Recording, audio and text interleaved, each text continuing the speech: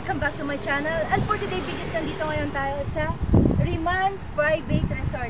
So guys, bali yung resort na to is a private to. So bali, hindi ka pwedeng pumunta dito nang hindi ka nag-book. So kailangan ng booking dito.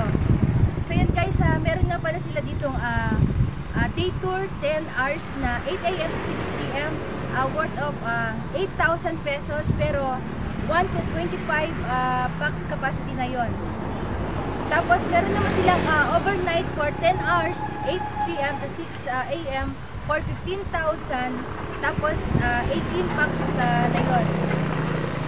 And then meron din silang overnight yan for 18,000 pesos, 1 to 18 pax sleeping capacity, tapos pre-entrance yung age 7 years old below. So guys, sa Riman Private Resort is meron din sila ditong mga full body hilot massage, ventosa massage, and also ear sharpening. So yan, pwede kayong magpa full body massage dito. So pag gusto nyo mag-inquire guys, meron silang page sa Facebook. Pasyalan nyo lang yung Tiny House. Yan, Tiny House Riman Private Resort. Yan, follow and add nyo lang sila guys, and mag-inquire na lang kayo kung mayroon kayong mga katanungan sa kanila. So guys, ngayon is papasukin natin ngayon ang Riman Private Resort para makita nyo yung loob. So guys, ito yung entrance ng Riman Private Resort. Yan, entrance pa lang is talagang maganda na, kaya sobrang private ng resort na to. So titignan natin yung loob kung anong meron sa loob. Tapos ang maganda ng mga halaman nila. Nakaiba yung mga halaman nila dito. Tapos meron dong small tower. Kapag gabi is talagang sobrang ganda ng place na to, dahil pag binubuksan nila yung mga ilaw. So babalikan natin ito mamayang hapon or sa gabi para makita niyo yung pagsapit ng gabi. So guys, ang cute ng halaman nila. Yan, iba-iba yung mga tanim nila dito. Tapos sobrang ganda.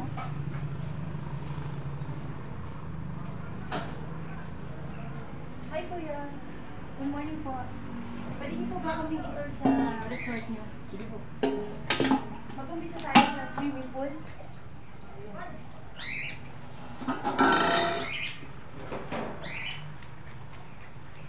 So guys, ito yung swimming pool nila. Private swimming pool nila.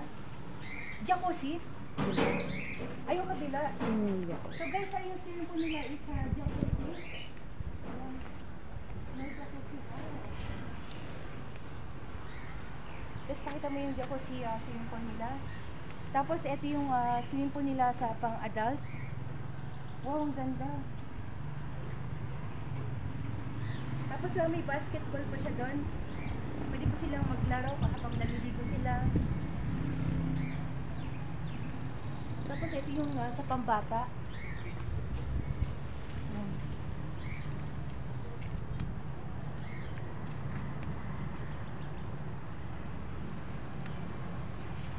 So sobrang linis ng tubig nila.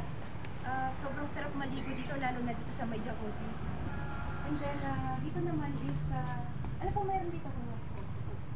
So guys, ito yung kwarto nila. Pag mag-overnight kayo,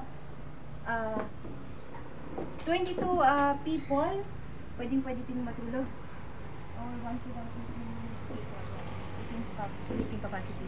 So guys, ito yung mga bed nila. Yan. Kagaya sa bahay ko, bes. Meron din taas. So guys, ang ganda. Maraming pwedeng makatulog dito. Yan. Tapos with aircon din. So ito yung 18,000. So guys, ang bayad dito is 18,000 pesos. 1 to 18 pax sleeping capacity. Tapos pre-entrance yung age 7 years old below. Yun guys, ang ganda, grabe. Tapos punta naman tayo sa iba. Tutur tayo ni Kuya.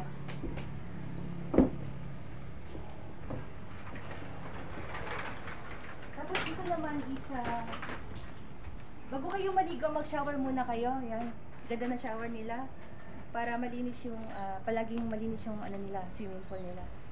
Yan.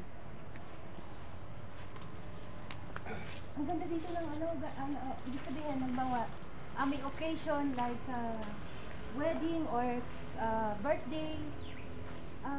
Itong place na to is maganda para sa event na ganon. So kaya para saan po yun? Banda po. May banda. Dito sila ano. So guys, every night pala dito is may live band. Grabe, makakapanood kayo ng mga live band. So dito ginaganap yun pagsapit ng gabi, guys. So ito yung stage na yun is para sa live band. Grabe, ang ganda. Tapos ang gaganda ng mga decoration nila. Tapos dito naman po, ano po yung ano dito po? Tapos kuya, ano naman dito pag ano? Dyan po sila nagsiset up ng mga buffet. Ayun. So guys, itong place na to, ito. Guys, pakita mo yung mga decoration. Ayan. So itong place na to is para sa buffet. Yan. Pag yung sa mga occasion yan, dito nilalagay. Dito nila sineset. So bali hanggang doon lang yung resort nyo, no? Tapos naman dito sa place na to is Video okay. dito. Video okay po. Ito, may video okay. So guys, dito naman sa place na to is pwede silang mag-video okay. Ayan. Ito yung TV nila sa taas. Nice. Tapos meron silang small kitchen dito. Pwedeng magluto. Opo. Ayan guys, pwedeng magluto. Tapos kumpleto rin, meron silang plates and lahat ng mga kailangan is nandito na. Ayan. Meron sila ditong lutuan.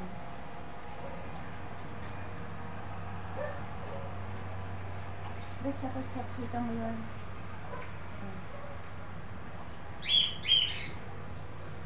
Bakit pa tayo dito ng konti?